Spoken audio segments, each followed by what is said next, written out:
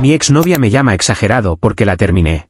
Resulta que cada vez que yo planeaba una cita, ella prefería salir con sus amigos, y yo, me cansé de ser la segunda opción. Mi ex se grababa llorando en la vereda de mi edificio, con sus cajas apiladas detrás de ella, diciendo que yo la había dejado en la calle por un arranque de celos. Mientras tanto, yo la miraba desde la ventana del tercer piso, con la cerradura recién cambiada y el correo de la reserva de una cabaña vacía todavía en la bandeja de entrada. Según ella, había destruido una relación perfecta por un simple fin de semana que no quise entender. La verdad es que ese fin de semana solo terminó de confirmarme que llevaba meses siendo la segunda opción en mi propia relación. Cuando conocí a Laura, todo giraba alrededor de la frase que repetía cada vez que hablaba de su círculo, que sus amigos eran su familia elegida. Al principio me pareció algo bonito, incluso me dio confianza verla tan integrada en un grupo, con planes, chistes internos, fotos antiguas. Los primeros meses todo era bastante equilibrado, nos veíamos los fines de semana, entre semanas se quedaba en mi departamento a ver series, a veces íbamos todos juntos a tomar algo con su grupo y yo me esforzaba por caerles bien. Sentía que estaba entrando en un paquete completo, novia más entorno social ya armado. El problema empezó cuando me di cuenta de que cada plan que yo intentaba organizar solo para nosotros entraba automáticamente en competencia con cualquier cosa que surgiera en el chat de sus amigos, y casi siempre ganaban ellos. Cada vez que yo proponía una cena tranquila, una salida al cine o simplemente un día sin nadie más, aparecía una supuesta emergencia en el grupo. Emergencia significaba que a una amiga la había dejado un casi novio de 2 semanas, que un amigo estaba aburrido en su casa, que alguien no sabía qué ponerse para salir o que estaban tristes porque el lunes estaba cerca. Me lo contaba con cara grave, como si estuvieran en una sala de espera de hospital, y esperaba que yo entendiera sin protestar. Al principio hice lo que muchos hacemos, reajustar.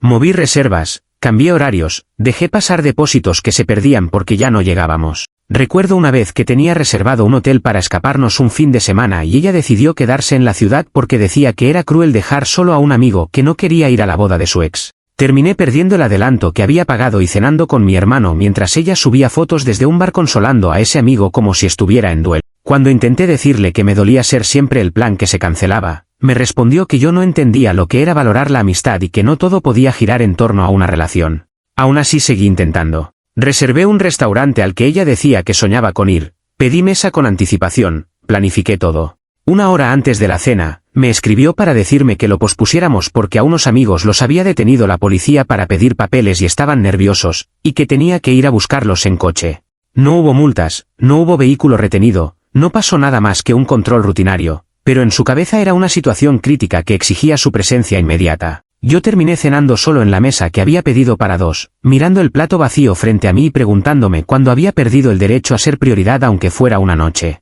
Con el tiempo empecé a notar que no se trataba solo de tiempo, sino también de recursos. Yo era quien ponía el coche casi siempre, quien pagaba gasolina, quien pagaba muchas de las rondas, quien cubría parte del alquiler del departamento donde ella vivía conmigo. Ella se movía ligera, como si todo eso simplemente estuviera dado, como si el mundo estuviera diseñado para que pudiera correr detrás de los problemas de los demás mientras alguien aseguraba el fondo logístico. Yo no quería ser controlador ni el típico novio que prohíbe amistades, así que tragaba y me repetía que eran rachas, que ya se equilibraría. Cuando se acercó nuestro aniversario, decidí jugármela por algo distinto. Ahorré durante meses para reservar una cabaña en una hacienda a las afueras de la ciudad, con chimenea, jacuzzi, cena incluida, todo armado para que fuera un fin de semana solo para nosotros. Hice el check-in un viernes a las 5 de la tarde, llevé vino, chocolates, incluso imprimí unas fotos nuestras para dejarlas en la habitación. Ella me había dicho que salía del trabajo a las 6 y que llegaría alrededor de las 8. Yo estaba ilusionado, convencido de que por una fecha así haría un esfuerzo real por priorizarnos.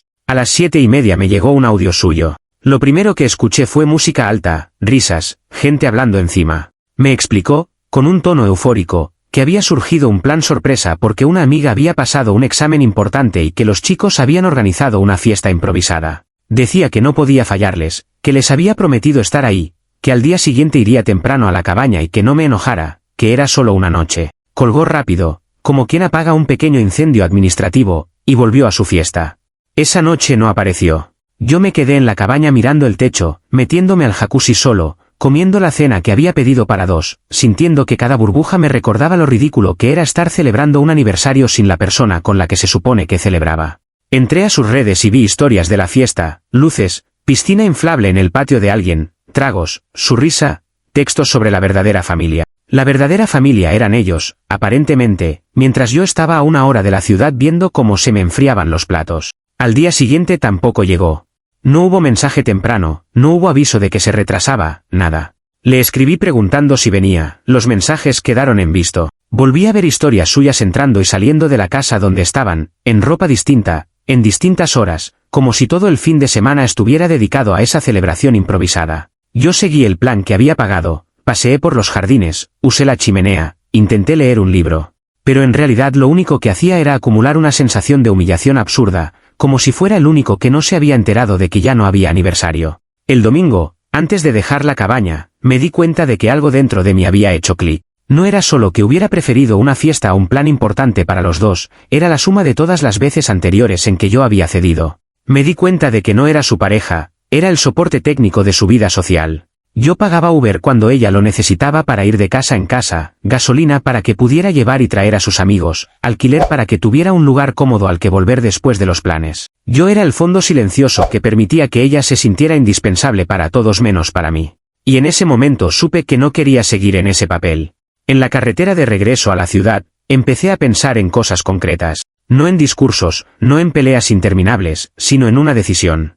Al llegar, llamé a un cerrajero y le pedí que cambiara la cerradura del departamento ese mismo día. No sentí euforia, sentí una calma tensa, como la que se siente antes de una tormenta que sabes que tiene que caer.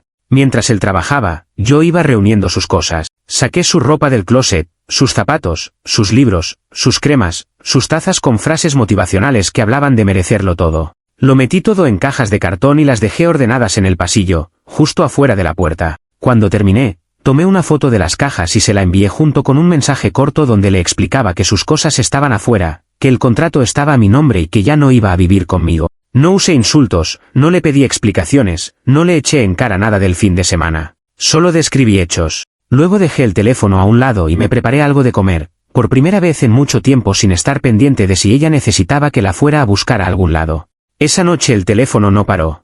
Primero llegaron mensajes largos donde decía que no podía creer que estuviera haciendo todo eso por un simple fin de semana mal coordinado, que yo sabía cuánto significaban sus amigos para ella, que pensaba pasar por la cabaña al día siguiente pero se quedó dormida, que teníamos una relación perfecta y que la estaba tirando por la borda por un error.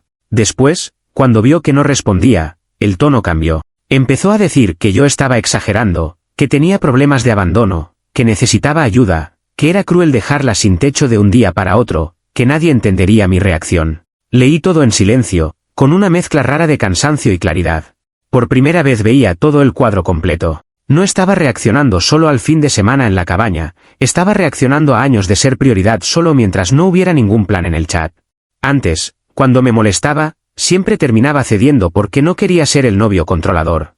Esa noche decidí que no iba a entrar en la discusión. Apagué las notificaciones, dejé el teléfono boca abajo y me fui a dormir en una cama que sonaba más grande, pero también más liviana.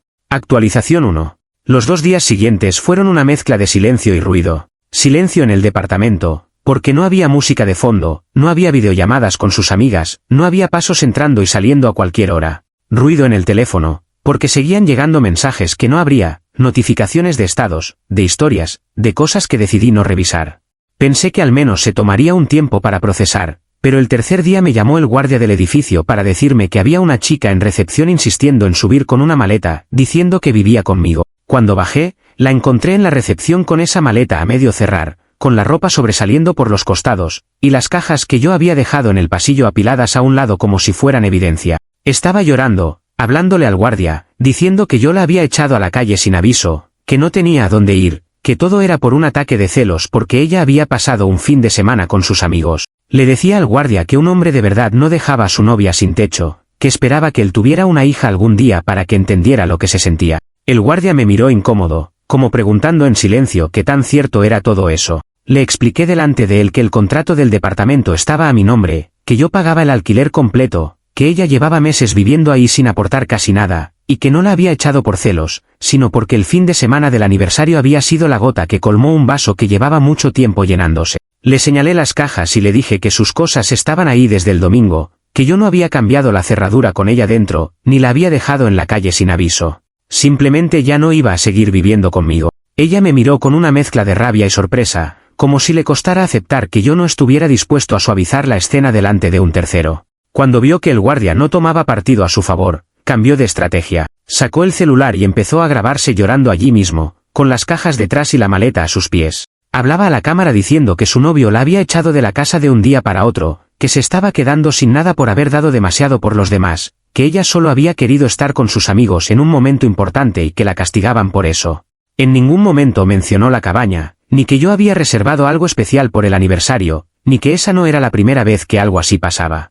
Editó la historia en vivo, dejando fuera todo lo que no encajaba con su versión de víctima. Yo no le discutí el relato. Solo le dije que podía llevarse sus cosas, que el guardia le ayudaría a mover las cajas hasta la puerta, y que no tenía autorización para subir más. Me respondió que estaba viendo mi verdadera cara, que cuando contara la historia nadie estaría de mi lado, que se iba a encargar de que todos supieran lo que yo era capaz de hacer. No levanté la voz, no intenté convencerla. Simplemente me di la vuelta y subí de nuevo, dejando que el eco de sus palabras se quedara en la planta baja.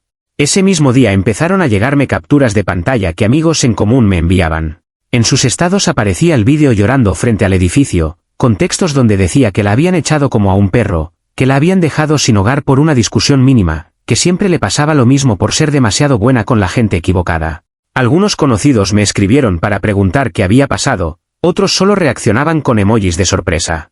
Yo respondía muy pocos y, cuando lo hacía, me limitaba a decir que la relación había terminado y que no iba a entrar en detalles. Por dentro, me costaba no defenderme, no mandar también las capturas de sus historias en la fiesta del aniversario, no explicar los depósitos perdidos, no sacar cuentas del alquiler pagado. Pero entendí que si entraba en esa competencia de relatos públicos, ella ganaba algo que yo ya no quería darle, atención constante. Así que dejé que su versión circulara en su círculo más cercano. Sabía algo que ella no parecía considerar, que muchos de los que la seguían en redes también veían el contraste entre lo que decía y lo que llevaba mostrando de su vida desde hacía meses. Y al final, eso pesa más que cualquier frase dramática en una historia bien editada.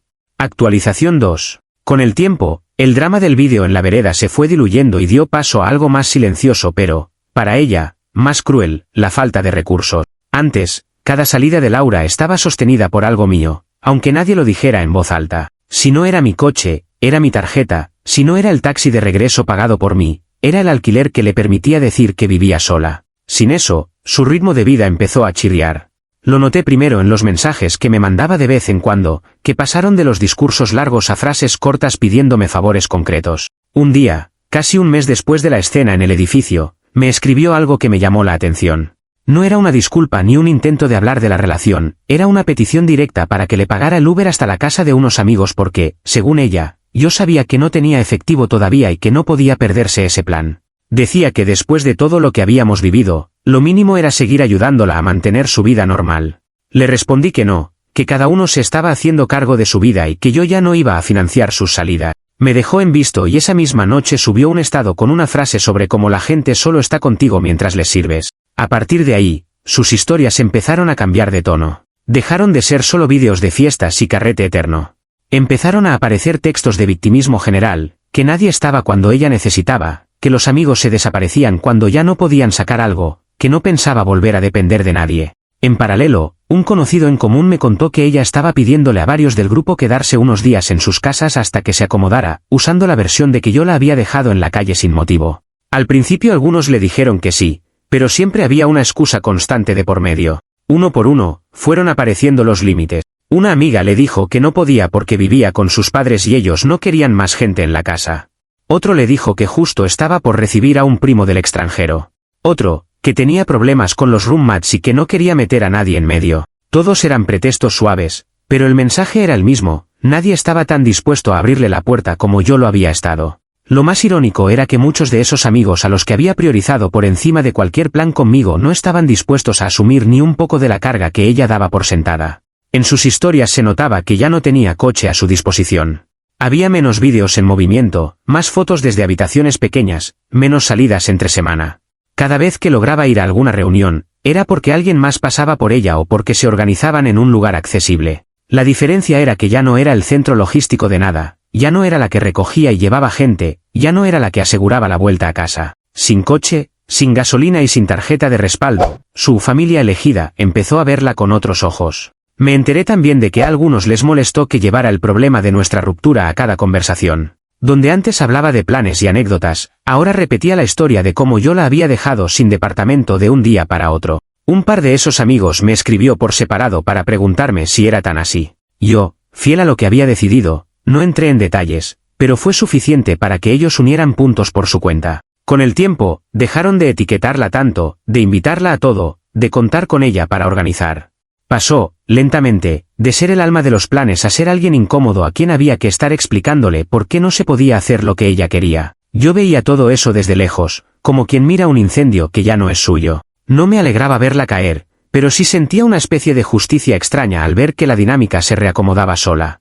Durante mucho tiempo había aceptado la idea de que era yo quien no entendía el valor de sus amigos. Ahora esos mismos amigos, puestos a prueba, demostraban cuánto estaban dispuestos a dar por ella cuando no había coche, ni cama, ni alquiler financiado de por medio. Actualización 3. Meses antes de que todo explotara, yo le había prometido a Laura que conseguiría entradas VIP para un festival enorme que iban a hacer en la ciudad.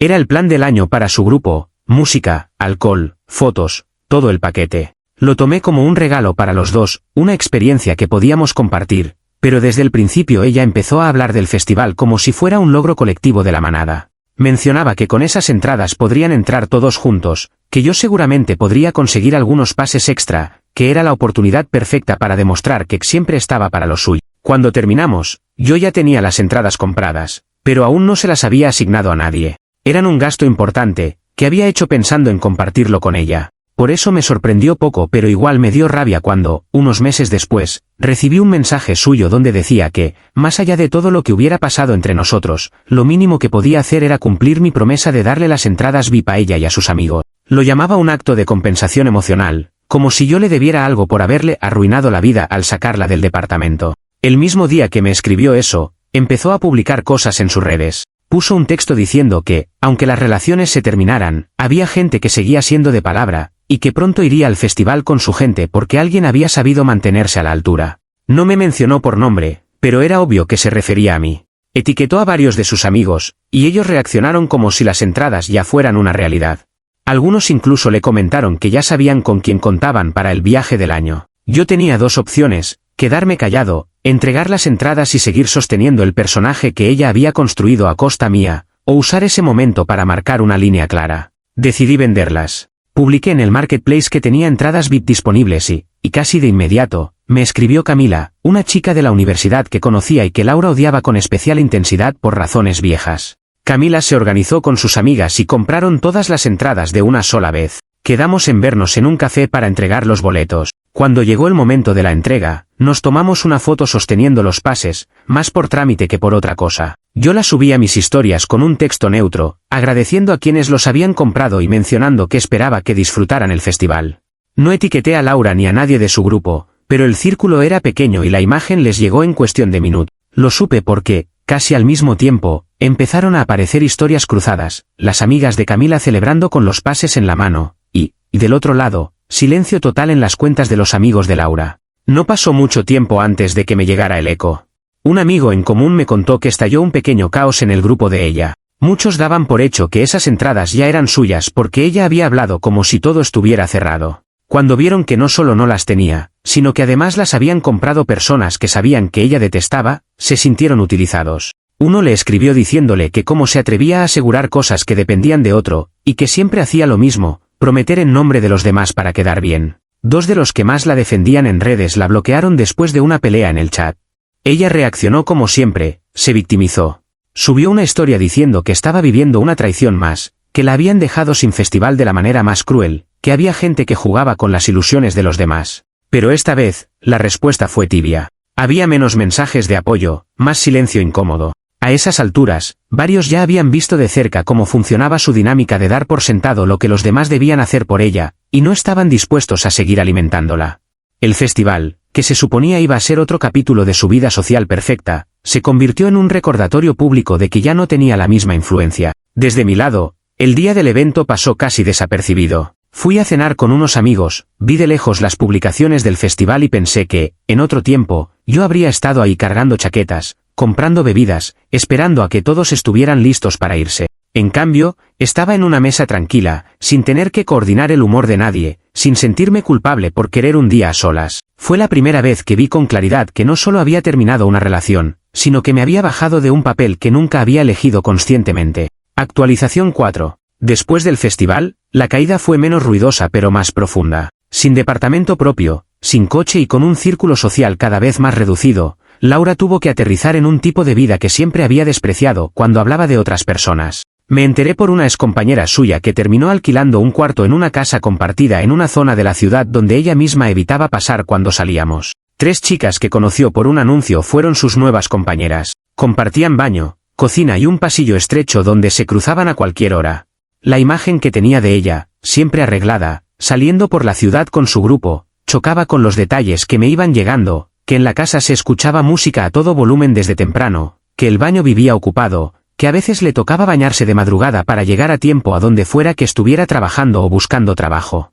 Como ya no estaba a 10 minutos del centro, tenía que caminar varias cuadras por una avenida descuidada para poder tomar el bus. Los taxis no eran una opción frecuente, sin tarjeta ni alguien que se las prestara, eran un lujo. En redes, sin embargo, la versión era distinta. Seguía subiendo fotos viejas en lugares bonitos, con frases sobre aprender a soltar, sobre cómo la vida siempre le ponía pruebas duras y ella las superaba. Había un intento evidente de mantener la narrativa de que seguía siendo la misma chica fuerte, rodeada de gente, siempre dispuesta a darlo todo. Pero, poco a poco, las etiquetas cambiaron. Ya no la etiquetaban en tantas fiestas, aparecía más sola, más en interiores, menos en grandes grupos. Sus intentos de armar planes abiertos para la manada tenían cada vez menos respuesta. Una vez, saliendo del supermercado, la vi de lejos. Estaba en la parada de bus, con una mochila al hombro y una bolsa de compras bastante cargada.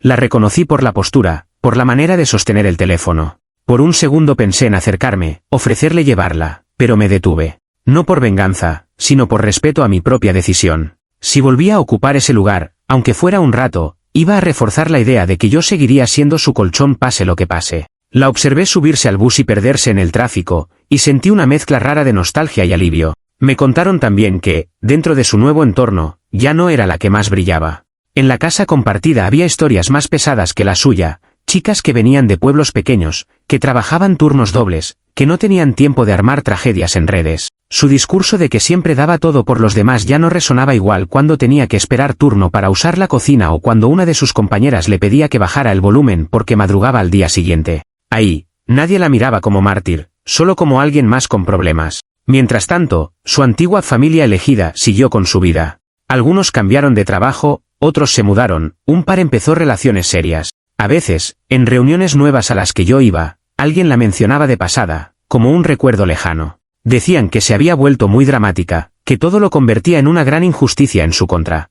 Nadie hablaba de ella como de alguien peligroso ni malvada, simplemente como alguien agotadora, y eso, para alguien que había vivido de ser el centro emocional de un grupo, debía doler más que cualquier insulto. Yo, por mi parte, empecé a ocupar mi tiempo de otro modo. Volví a conectar con amigos que había dejado un poco de lado, retomé hobbies que no tenían espacio entre tanto plan ajeno, me permití decir que no sin sentirme culpable. El departamento se convirtió en un lugar tranquilo, sin discusiones por horarios, sin mensajes de última hora cambiando todo, sin la sensación constante de que siempre había algo más importante que lo que yo había propuesto. Actualización 5. Un año después de todo, mi vida no es una película ni un cuento de hadas, pero es mía. Sigo en el mismo departamento, con la misma vista desde la ventana donde vi por última vez el show en la vereda, pero el ambiente es distinto. El sillón donde antes esperé tantas veces a que llegara de algún plan ahora es donde recibo a amigos que vienen a ver un partido, donde leo, donde simplemente me quedo en silencio. He salido con otras personas, algunas historias han sido breves, otras más largas, pero en todas hay algo que cambié. Desde el principio dejo claro que no pienso competir con un chat de grupo por el derecho a existir en la agenda. De Laura sé lo justo y necesario. No la sigo en redes, pero el mundo es pequeño y siempre hay alguien que trae una mención. Me han dicho que sigue contando la versión de que un hombre inestable le destruyó la vida, que repite la historia del aniversario como si yo hubiera desaparecido de la nada, que se pinta como la que siempre da todo por los demás y nunca recibe lo mismo. La diferencia es que ahora ese discurso tiene menos eco. Algunos ya la escucharon suficiente y cambiaron de tema. Otros, que la conocieron después, no compran la versión completa porque ven pequeñas contradicciones entre lo que dice y lo que hace. En una reunión reciente, uno de los antiguos amigos de su grupo, con el que yo nunca tuve mayor problema, me dijo algo que se me quedó grabado. Me confesó que siempre supieron, en algún nivel, que ella se aprovechaba de mi buena voluntad, pero que mientras hubiera coche, rondas pagadas y cama disponible, nadie quería mirar eso de frente. Solo cuando desapareció el soporte se dieron cuenta de cuánto dependían de mí a través de ella. No lo dijo para pedirme perdón, solo como una constatación incómoda de esas cosas que se dejan pasar porque conviene. No voy a negar que hay días en los que me acuerdo de los pocos momentos buenos, de las risas, de los planes que sí se cumplieron. Pero también recuerdo la sensación de estar siempre en segundo lugar, de tener que justificar por qué me molestaba que me cancelaran, de sentir que pedir prioridad era casi un acto egoísta. Eso ya no lo acepto. Aprendí a identificar gestos pequeños que antes habría minimizado, frases como luego vemos, lo dejamos para otro día, te aviso, que usadas siempre en una sola dirección son más peligrosas que una pelea abierta. Sé que para ella la historia quedará contada de otra manera, que en su cabeza y ante algunos seguirá siendo la chica a la que echaron a la calle por ser demasiado buena amiga.